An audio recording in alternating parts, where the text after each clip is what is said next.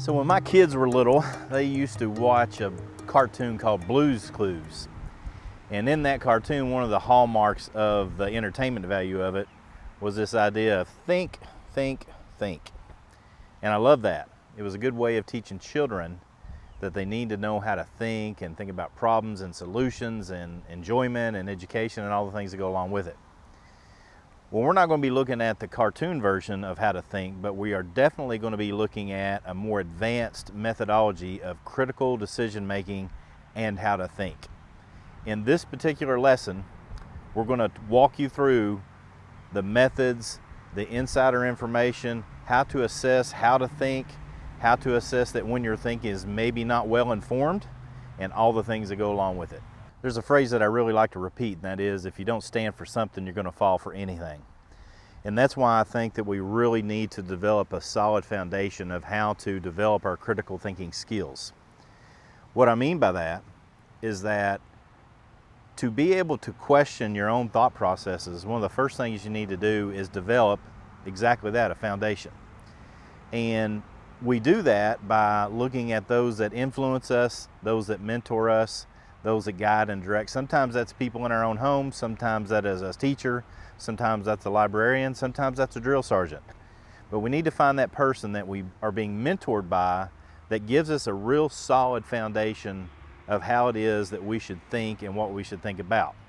Once we build that foundation of thought and how we approach life, it is then that we can start to branch off and look at other considerations, particularly those that question our foundation. And let's get into a few ways of doing that in a healthy manner, and we're going to stair-step this up so that we're all developing our critical thinking skills. And one of the first ways that we're going to do this is we're going to ask ourselves 3 questions. Those 3 questions are, what kind of resources have I utilized to get to the opinion that I have on this particular matter?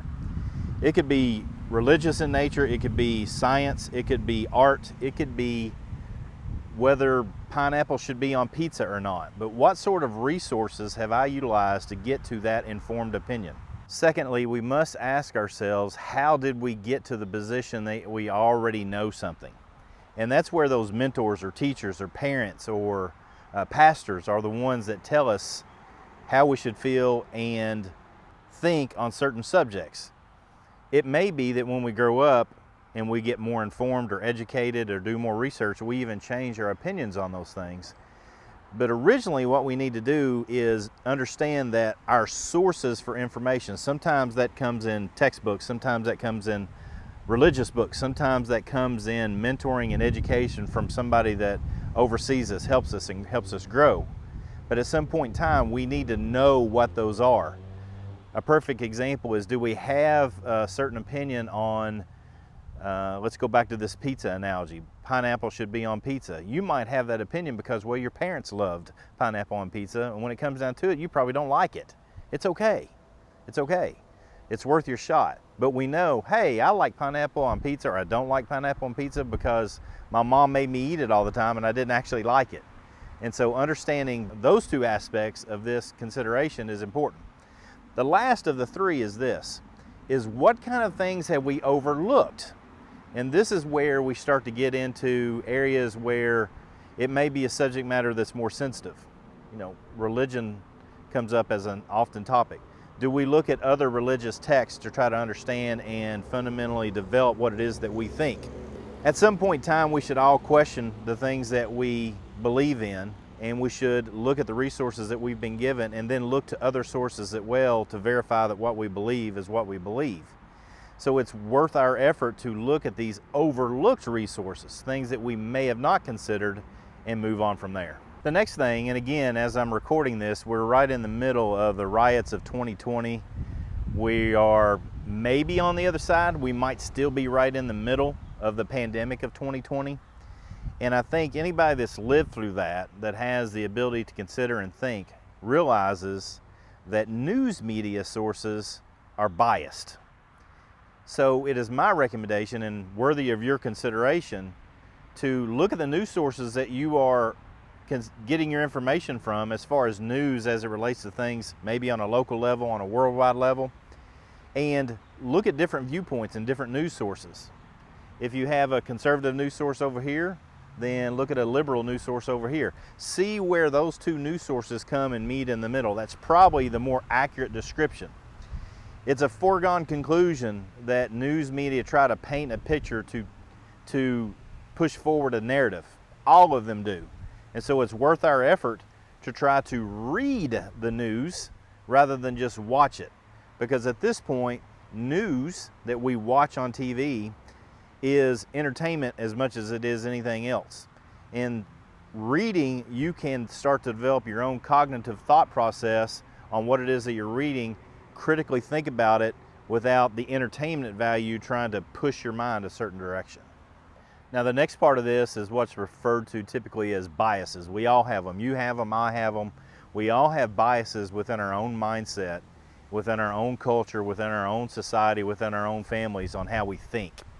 I don't think there's anything wrong with those. What we do need to recognize is that we have them.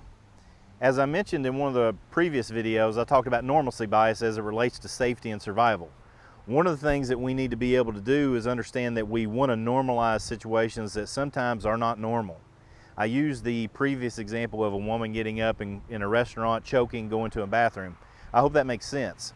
We have cognitive bias, what are referred to as cognitive biases. That's where there's certain things that we have learned through osmosis, that we've learned as we've been growing up, that are just part of us, that we need to recognize that are part of us. And I'm not saying there's anything wrong with them. I'm just saying that we need to recognize those things so that when we look at a situation, we're looking through them recognizing, hey, I have this particular bias and it might push me to think of a situation like this. Critical decision making does not have room for that. You have to understand that you have these biases, and when the time is right, you need to set yourself aside from those biases, or at least recognize that it might taint your opinion, and gather information critically and scientifically rather than simply utilizing this bias, which is similar to having rose-colored glasses and how we view the world. Now this next one is rather hard to understand, and it's one of the reasons that I came here to the library. I love going to libraries and gathering information, whether the library is online or whether the library is here in my own hometown. Full of information, full of opportunities for you to learn.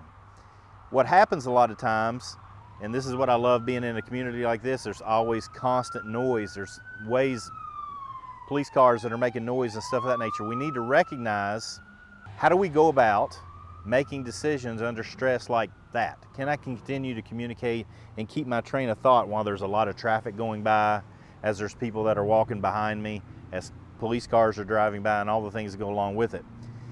One of the things that happens is this: be okay with your own thoughts. Again, this might be something that comes further down the road, whether that is further down the road you're a young person, you need to develop these things, or you've been so ingrained in your behavior even as an adult and you haven't been given permission to think for yourself. I'm giving you that permission. I'm allowing you to be confident in your own thoughts. That doesn't mean that you get overconfident in your own thoughts. Huge difference. It's a lot like I talked about in self-defense of confidence versus cockiness. Having thought processes and communicating with others is similar to this as we relate to others, as we communicate, as we work with, and as sometimes we deal with the stress and aggression of others, whether it's verbal or physical. We need to be confident in what it is that we consider, and the way you do that is you study, you learn, you continue to grow. And that growing and that studying and that developing yourself never stops. The most successful people in the world, and success is an interesting thing to consider. I'm not talking about financial success, although this happens with people with huge financial success. One of the things that sets successful people apart, those with financial success, those that have success developing and mentoring others, is they all read and study a lot. They're constantly in a growth pattern till the day they die. And so by the time you continue to read and study and grow in your own mind, one of the things that you will do is you will develop confidence in your own thoughts and not constantly rely upon others. Now, everything that I've related to you as it relates to critical decision-making skills up to this point has had a whole lot of what I, again, have referred to as soft skills. Let's look at some more hard skills as it's related to critical decision making. One of the best ways that you can become someone who makes good critical decisions is to be a good listener. Here are some things that are physical demonstrations that you're listening to someone else that's giving you information. This is why this is important. If you are exhibiting these behaviors, then the person that you're communicating to will feel more comfortable and give you more information. When you get more information, what happens is you make better critical decisions.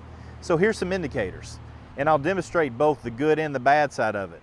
What if I'm talking to you and I'm looking around like this? That's one thing, right? I'm not giving you my full attention. By me looking directly at you and giving you my full attention, then that helps you if you want to communicate back to me. And when you start talking, it's easy.